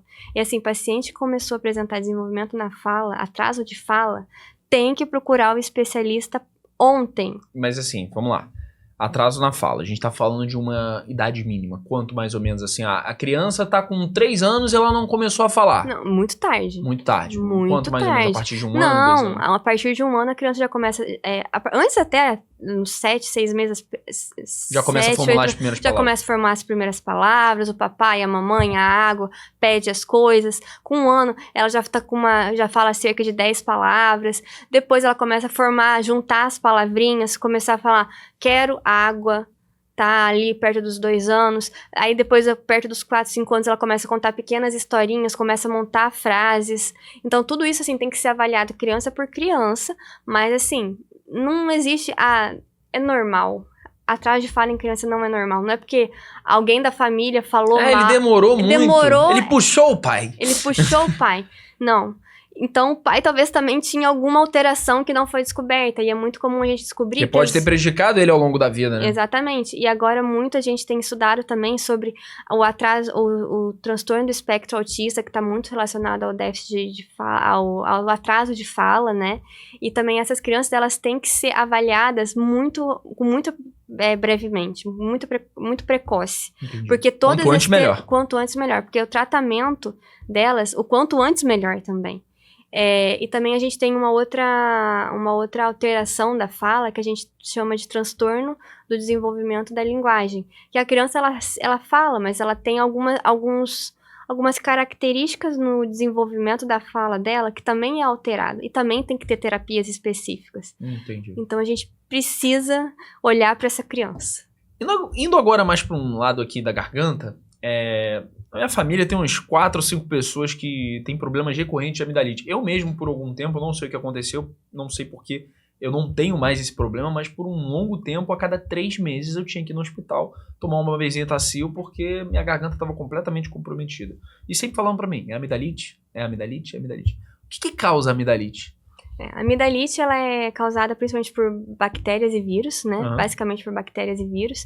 E assim, a gente tem que avaliar qual que é a amidalite bacteriana, qual que é a amidalite viral, porque eles têm tratamentos diferentes. Isso você só vai conseguir identificar isso no consultório. Não adianta tomar todo mundo, essa coisa, não, tive uma dor de garganta, vou tomar antibiótico.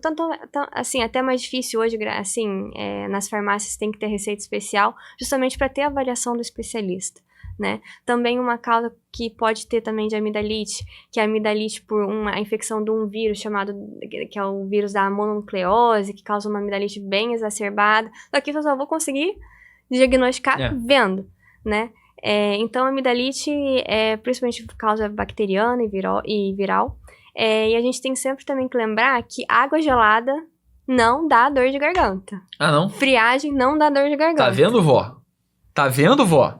Eu te falei que não. Não dá. Isso é uma coisa que os pacientes falam muito. Tipo, um sorvete. Não posso tomar água gelada. Não toma gelado. Não toma gelado. Não, isso não causa amidalite, isso não dá dor de garganta. Entendi. Isso acontece muito em apresentador de podcast, cantor, como é que é? O pessoal que trabalha com a voz de uma maneira geral. Sim, a amidalite não está relacionada, porque é uma infecção, né? Mas sim, a questão da alteração da voz, né? As rouquidões, falhas na voz que a gente tem, que às vezes a pessoa está falando e de repente a voz falha. É muito comum isso acontecer, principalmente pessoas que trabalham com a voz. Pacientes que são cantores, apresentadores de podcast, professores, muito comum, né? Muito apresentadores de televisão, né? Isso é muito comum. Eu fiz um mestrado, né, em técnicas videolaringoscópicas. O que é legal. isso, né? A gente a gente avalia a prega vocal do paciente e vê o que é. Fiz com o meu grande orientador, meu professor, Dr. Marcos Sarvá, lá no Rio de Janeiro. Fiz na Universidade Federal do Estado do Rio de Janeiro, na Unirio. E lá eu tive a oportunidade de avaliar essas pessoas e também avaliar uma coisa que pouca gente conhece, mas que quando eu tô na rua e eu vejo uma pessoa, eu ouço a pessoa e eu já sei o que é. Só no ouvir, que é uma patologia chamada disfonia espástica ou disfonia espasmódica. Isso pode acontecer em todas as idades, principalmente ocorre em mulheres entre os 30 e 40 anos, E até esses dias eu tava numa confraternização de final de ano, eu vi uma senhorinha já, com essa disfonia espástica, que é como, às vezes as pessoas acham que a pessoa é gaga, mas ela não é gaga. Entendi. Ela tem uma alteração neurológica, é uma alteração neurológica ali na mobilidade das pregas vocais, que ela começa a ter várias interrupções na hora da fala. E a gente consegue tratar isso como a aplicação de toxina botulínica na prega vocal. Caramba! Esse foi o tema do meu mestrado aí, do meu grande orientador, Dr. Marcos Sarvar, que eu agradeço muito, que foi o meu grande preceptor aí, meu grande orientador. E assim, é uma coisa que as pessoas não conhecem. Todo mundo acha, a pessoa ficou gaga, a pessoa tá gaga, aí começa também o preconceito. Às vezes manda pro fonoaudiólogo, às vezes é a questão da... E assim, a gente às vezes de ouvir a pessoa, o diagnóstico é clínico, é na voz. Eu ouvindo a pessoa, eu consigo fazer o diagnóstico, e aí a gente propõe o uso da toxina botulínica, e a satisfação, né, que foi a satisfação que eu vi no meu mestrado. Qual que era a satisfação desses pacientes que tinham essa patologia? Como que eles se sentiam após a aplicação da toxina botulínica na prega vocal. E assim, eles eram super satisfeitos. Agora eu não vou me lembrar exatamente o número, mas era assim, 90% de satisfação com o uso da toxina botulínica, porque melhorava completamente a voz, ou melhorava muito a voz. E assim, a gente tinha pacientes que vinham de outros estados para o Rio de Janeiro para fazer a aplicação de toxina botulínica.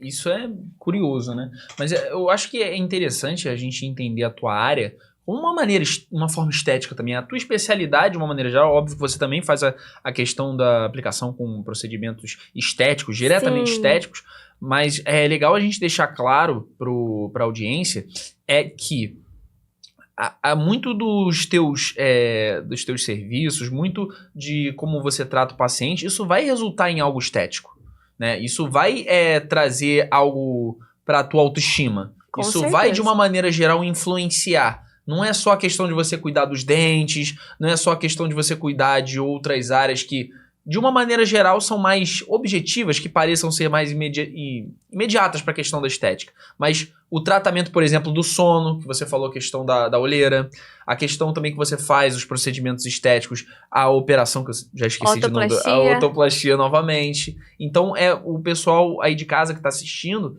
entender também a área da otorrinolaringologia como uma área que indiretamente pode ser estética, não é isso? Sim, com certeza. O próprio ronco nos adultos, quando a gente consegue tratar o ronco no adulto, né, que a pessoa começa a ter uma qualidade de sono melhor, essa pessoa automaticamente ela começa a perder peso. Porque ela não desconta o sono dela no alimento. Então, é muito comum os pacientes começam a fazer o tratamento do ronco, além de ajudar o parceiro, começam a fazer atividade física, começam a perder peso, melhoram a qualidade de vida. Mais bem disposta, né, para poder fazer exercício. Tá mais bem disposta, não desconta o cansaço no alimento. Então, assim, a pessoa começa a emagrecer, a criança começa a ter o desenvolvimento correto da face, os dentes não ficam tão alterados, é a criança que tem aquela olheira um pouquinho mais proeminente, a gente consegue colocar ela um pouquinho mais para trás, evitando o bullying, que é uma coisa muito prejudicial na escola. Principalmente na infância, né? Principalmente na infância. É o idoso que tá às vezes sofrendo preconceito por não estar escutando bem. É aquela mulher de meia idade, ali dos seus 40 anos, que tá com a voz rouca, Sim. Ou que tá com a voz entrecortada. Uma coisinha, às vezes, que você não tá nem observando é aquilo que vai tratar todas as outras, né? Como você tá dizendo. Às vezes, era só uma cera no ouvido que tá atrapalhando o desempenho de anos numa escola. Sim. Que tá atrapalhando relações sociais, que tá atrapalhando tudo na vida da pessoa. Ou então, o sono. O sono, ele tá atrapalhando no quê? Ele tá impedindo a pessoa de fazer atividade física, a pessoa não se sente disposta. Ele tá dando olheira, que é a questão estética. Olha quanta coisa influencia. É realmente fascinante. Sobre o lado ainda da amidalite, quando é que a gente retira a amígdala? Olha, a retirada da amígdala tem critérios para ser tiradas, né? A gente chama os critérios de Paradise. Primeiro, né, a amidalite comprovadamente, né, a bacteriana, se o paciente tiver 7 ou mais episódios de amidalite em um ano, ou se ele tiver 5 ou mais em 2 anos consecutivos, ou se ele tiver 3 ou mais em 3 anos consecutivos. Sempre assim, seguindo esse padrão de 7 em um ano, 3 em 2 anos, 5 em 3 anos. A gente faz a remoção das amígdalas porque se enquadra nesse critério. Fora isso, a gente tem também o critério do abscesso amidaliano, que é uma amidalite que progrediu muito e formou um abscesso lá dentro da boca, e o paciente começou a ter dificuldade de respirar, começou a ter a voz que não conseguia falar. É como se tivesse um ovo dentro da boca, e a gente tem que fazer a drenagem desse abscesso. Isso interfere na fala também, de uma maneira. Mas isso é uma coisa bem aguda, que tem que ser tratada, assim, rápido. E aí a gente faz a drenagem desse abscesso. O paciente que tem abscesso de amígdala, ele tem que ir para cirurgia. Eu já peguei o quanto antes, depois que passar o processo infeccioso agudo inicial. Sim. Tá? E também tem a outro caso da amidalite, que é a amidalite caseosa, né? Que é o acúmulo dessas bolinhas na amígdala, que causa mau hálito, que incomoda o paciente. Do alimento que você falou, né? Do alimento que eu falei, que também é uma indicação pra gente remover a amígdala e melhorar a qualidade de vida desse paciente. Legal, interessante. A última pergunta que eu tinha visto também nas tuas redes, essa questão do conteúdo, eu acho muito importante isso que você faz, mas eu já vou entrar, só para acabar não confundindo, me perdendo nas perguntas. Eu vi um conteúdo teu que você fala sobre o tipo de fone de ouvido certo para usar. É legal Sim. você falar disso pra gente. Qual o tipo que você mais recomenda e por quê? Eu sempre recomendo, em qualquer idade, o uso do fone de ouvido extra-auricular, ou retroauricular. Nesse nome, por isso que eu botei pra você falar. Que é aqueles grandes, né? Que não Sim. são intra-auriculares, que são aqueles pequenininhos que colocam. Hoje a gente vê a maioria vendendo aquele que você encaixa, né? Que encaixa. Qual o problema desses fones de ouvido que são intra-auriculares? A gente usa eles as pessoas, né? Usa quase todo dia. Aquilo lá acumula bactéria, fungo... Não tem uma higienização correta. E vira um corpo estranho, como você falou, que já retirou alguns que ficaram presos também. Que a borrachinha solta e fica ali, já causa um problema para o paciente. O uso do fone ali, se não bem higienizado, pode causar uma otite de repetição. Fora isso, a gente colocando o fone ali o tempo todo, a gente está empurrando a cera para dentro, fazendo a rolha de cera, podendo causar como um cotonete, perda. Né? Funciona como um cotonete. Então, eu sempre recomendo o uso do externo, né? Legal. E isso, assim, é uma coisa que eu bato muito na tecla, porque dá muita diferença, tá? Assim, só uma coisa que me veio agora na cabeça, você dando essa explicação pra gente, me veio uma outra curiosidade. Você falou muito sobre a perda gradativa com a questão da exposição do profissional ao som. Muito bem lembrado. Você acha que, por exemplo, as pessoas, ou então crianças, até adultos de uma maneira geral, usando fone de ouvido numa... intensidade alta. Exatamente. Isso dá perda gradativa. Comprovadamente, isso dá perda auditiva. Principalmente os jovens que ouvem a música muito alta, fone de ouvido intra-auricular, que ali tá mais perto da membrana do tímpano. Pior ainda, né? Pior ainda. Então, assim, a gente tem que usar numa altura, né? Numa intensidade baixa, tá? Que não seja prejudicial. E, assim, isso comprovadamente já, ao longo do tempo, pode dar perda auditiva. Entendi. E é isso que eu acho legal agora, voltando aqui àquilo que eu ia falar naquela hora, é o fato de você ter esses conteúdos de conscientização no teu Instagram. Sim. Eu acho que é muito importante para você conscientizar mães, pais, adultos, de uma maneira geral, que precisam muito do teu serviço. E aí é algo que eu quero que você fale um pouco pra gente. Qual a importância disso profissional de todas as áreas da medicina? De você ter um Instagram, um local onde você pode compartilhar conhecimento e conscientização para os seus pacientes. O Instagram, ele é a nossa vitrine, né?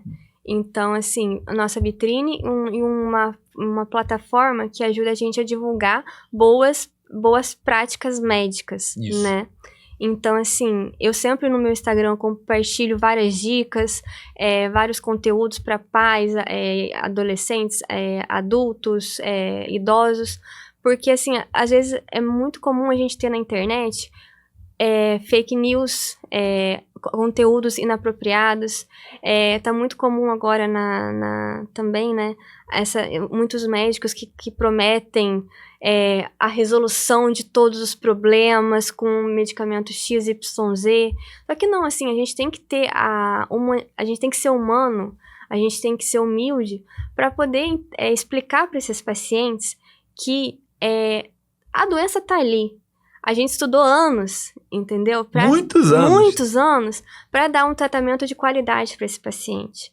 Então, assim, o uso da rede social ajuda isso muito. Só que o paciente é difícil, mas assim, o paciente ele tem que também saber em quem confiar na rede social. Ele tem que saber que não é tudo que é divulgado na rede social de soro, de remédio, de coisa de propaganda, de remédio para zumbido, que isso não existe, entendeu? Que não vai melhorar. Isso acontece muito na área da nutrição. Os médicos, eu gosto muito dos termos, os médicos estão chateados que você descobriu a nova fórmula para emagrecer 7 dias, emagrecer 10 quilos em 7 dias. Assim, tudo na vida a gente tem que ter uma investigação, a gente tem que ter uma dedicação. Curadoria, uma curadoria ali, uma avaliação do especialista, e uma pessoa que seja realmente especializada, né? Porque, assim, isso que nem eu falei, a gente estudou tantos anos, e a pessoa acha que às vezes ela vai fazer um curso de final de semana, um curso aí que dura 2 meses, e ela vai ter a mesma formação de quem estudou 3 anos numa residência. E o médico estuda 6 anos. Mais, no mínimo 3, mais a toda subespecialidade. Então, assim, eu recomendo, eu já atendi alguns pacientes que falaram assim pra mim, pô, doutora, eu vim na senhora porque eu vi teu currículo. Eu fui lá procurar a senhora no teu currículo, eu vi que a senhora estudou em tal lugar, que a senhora fez mestrado, que a senhora fez isso, que a senhora estudou aquilo. Tempo de estudo, de preparação. Tempo de estudo. Então, isso agrega muito valor ao profissional, né? E, assim, as pessoas, às vezes, tá muito, às vezes, um pouquinho, tá banalizada a medicina também, que as pessoas querem só pensar no dinheiro, né? Pensar no dinheiro, pensar no dinheiro. Foi aquilo que a gente falou no início do programa, que eu falei pra você, os principais médicos que sentam aqui, todos que a gente faz uma seleção bem apurada, a gente automaticamente vê essa preocupação do médico com o paciente de uma maneira geral, num todo. Então, por exemplo, talvez eu não consiga como médico resolver o seu problema, mas eu vou indicar para um profissional que consiga. Exatamente, eu vou te encaminhar para um paciente meu um amigo, um colega médico de confiança, né? E a banalização aí do dinheiro, da questão financeira, né, da medicina, às vezes as pessoas não prestam atenção na importância de você fazer uma especialidade, você ter uma boa formação, você estudar, e é uma coisa que chateia muito nós médicos, né, das fórmulas milagrosas. Às vezes um paga por todos, né, um profissional ruim faz esse tipo de divulgação e queima todo um grupo, uma classe de uma maneira geral. Mas eu acho legal a gente bater com força nisso, a gente dá bastante ênfase, porque existem muitos profissionais fazendo o errado, mas existem muitos profissionais fazendo certo. E aí o que a gente diferencia os profissionais certos dos profissionais errados? Como eu trabalho com marketing, eu acredito que você tem uma fórmula para identificar isso. Eu acho que é você olhar os profissionais que eles querem vender menos e conscientizar mais. Então você olhar, por exemplo, como é que é a rede social da pessoa com quem vamos consultar. Hoje o Instagram, de uma maneira geral, é uma vitrine, como você mesmo disse, eu acho que você foi muito feliz na tua colocação. Só que essa vitrine, ela também hoje é o teu novo currículo. Então o paciente, isso acontece com muita frequência dos profissionais que me procuram, eles chegam para mim e falam assim, Manuel, eu tenho um grande grupo de networking, eu conheço muitos médicos, todos sabem do meu excelente trabalho. Só que até hoje, mesmo na indicação, quando eu sou indicado, as pessoas vão e olham o meu Instagram antes. Então, por exemplo, o fulano de tal, ele tem uma endócrino, uma médica endocrinologista. Aí essa médica endocrinologista, que já é de confiança dele, indicou a doutora Natane. Só que antes desse paciente ele ir marcar uma consulta com a doutora Natane, ele vai olhar o Instagram da doutora Natane, por mais que tenha sido indicação da endócrina. Então a importância do Instagram hoje como uma vitrine, uma validação da indicação. Exatamente. As pessoas falam, eu não preciso de ter um Instagram com conscientização, não preciso de estar nas redes sociais. Eu, de uma maneira geral, já tenho muita gente que me indica. Hoje em dia não tá mais assim. As coisas não funcionam mais dessa maneira. Você não pode ser só boa, você tem que parecer boa. E o melhor, ele não é aquela pessoa que vai ganhar mais dinheiro. Quem vai ganhar mais dinheiro, quem vai ser um profissional mais bem sucedido, é aquele profissional que parecer melhor. Então, acho muito interessante a gente deixar isso até para futuros profissionais, médicos que estão saindo da faculdade agora, porque a gente vai entrar mais nesse assunto. E aí eu queria te perguntar o que eu faço, eu coloco essa pergunta para todos os profissionais aqui. Qual o conselho que você daria para um médico otorrinolaringologista que estivesse saindo da faculdade hoje ou que estivesse começando a faculdade? Olha, eu acho que Começando a faculdade, a gente tem que se dedicar muito na faculdade, escolher bem a profissão que a gente quer fazer depois, né? Nossa subespecialidade. Porque você tem que ser feliz no que você faz, né? Com certeza. Você tem que ter gratidão, né? Você tem que ter aquele prazer, tem que escolher bem. Então, você tem que acompanhar as pessoas, tem que passar no internato da faculdade de medicina, ver todas as especialidades, porque tem muita cultura que a especialidade tal ganha muito, ou a especialidade tal não é tão bem remunerada. E não, você tem que fazer aquilo que você gosta, né? Aquilo que você viu, que você consegue fazer, que você tem habilidade para fazer. E, assim, uma coisa na medicina que às vezes eu tô vendo que tá faltando um pouco é o estudo, é a dedicação.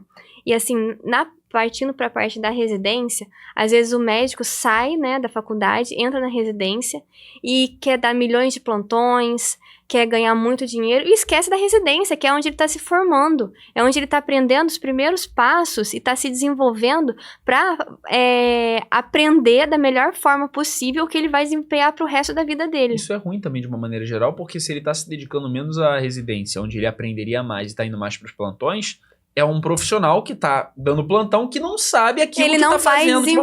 Ele não vai desenvolver também bem na residência, porque ele vai estar cansado, Sim. Ele vai ter horário pra tudo. Então, assim, o conselho que eu dou, principalmente pra quem tá entrando na residência, lógico, eu sei que às vezes a pessoa precisa do dinheiro pra poder sustentar às vezes tem uma faculdade atrasada, exatamente, né? Mas que isso não seja uma coisa assim de querer o mais. Obsessão pelo dinheiro. Obsessão pelo dinheiro. Durante a residência é teu momento de formação. Então, nesse momento de formação, você tem que dar tudo que você tem, todo o teu gás, pra você aprender tudo que você pode. Legal. Interessante você falar isso. Entendeu? Então, assim, ali, depois que você acabar a residência, você não vai poder voltar atrás. Você não vai conseguir operar aquela cirurgia que você deixou de operar. Você não vai conseguir aprender. Muitas vezes você não consegue ter a experiência que você deixou de ter na residência porque você estava cansado. Às vezes passar por um lugar onde você passou, né? Lá no Rio de Janeiro, que você falou, que foi uma escola, um aprendizado gigantesco. Uma escola imensa. Eu também, durante a residência, eu tive a oportunidade de fazer um estágio fora, né, do país. Eu viajei, eu fui pra Califórnia, eu fui pra Stanford. Pô, legal. Que lá na medicina do sono também, eu conheci uma outra realidade de medicina, não é a realidade, infelizmente, que a gente tem no Brasil, mas que foi de muito aprendizado. Então, assim, os plantões que eu dava era pra pagar minha viagem. Entendeu? Não era pra eu ter... Não é uma obsessão por querer mais, por dinheiro. Exatamente. É meio que você usar os plantões para que você consiga adquirir mais conhecimento. E a gente também, na residência, a gente trabalhava, às vezes, num final de semana, uma coisa assim, pra poder comprar um material cirúrgico que a gente não tinha num hospital público, pra gente poder operar de uma forma diferente. A gente comprava uma pinça, a gente fazia manutenção num equipamento, porque às vezes os hospitais públicos não têm essa disponibilidade de dinheiro, então a gente fazia uma caixinha de dinheiro de todos os residentes pra gente poder comprar material novo, pra gente poder fazer a revisão dos aparelhos, porque se o aparelho tivesse quebrado, a gente não tivesse pinça, a gente não ia operar, a gente não ia poder usar o aparelho, então a gente investia nisso. Então o grande conselho é uma busca incessante pelo aprendizado. Pelo aprendizado. Entendi.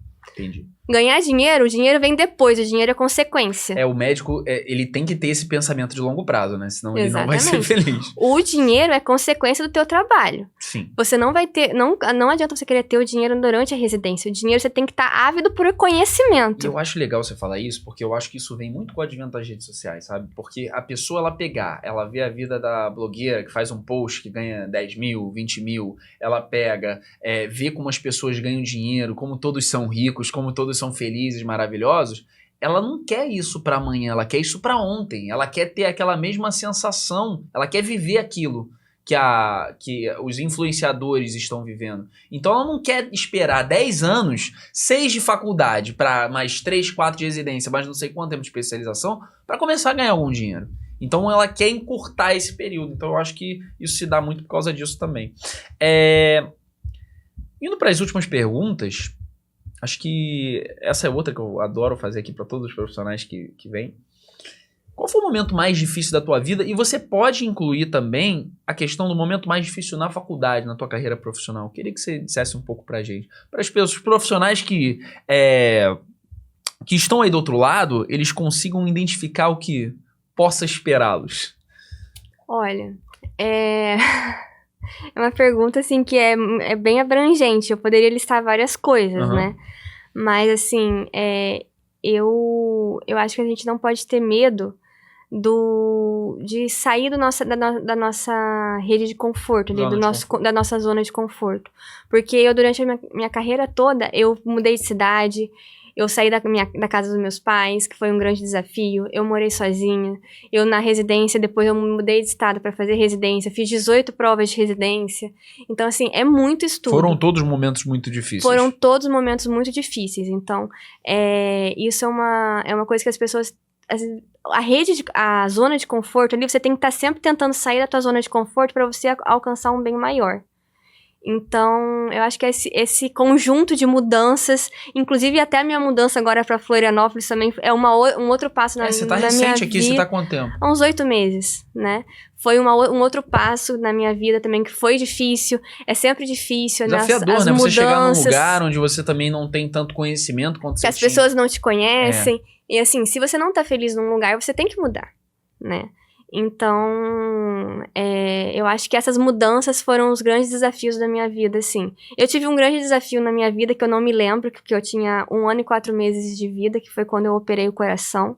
Caramba, jura? Juro. Então, com 1 ano e 4 meses, eu nasci com uma cardiopatia, né? Uma cardiopatia congênita, meus pais que me contam, né? Mas eu acho que aquele lá foi um grande... Foi o momento mais difícil da sua vida e você não lembra. Foi o momento mais difícil da minha vida e da vida dos meus pais também, mas que eu não lembro porque eu era uma criança. Sim.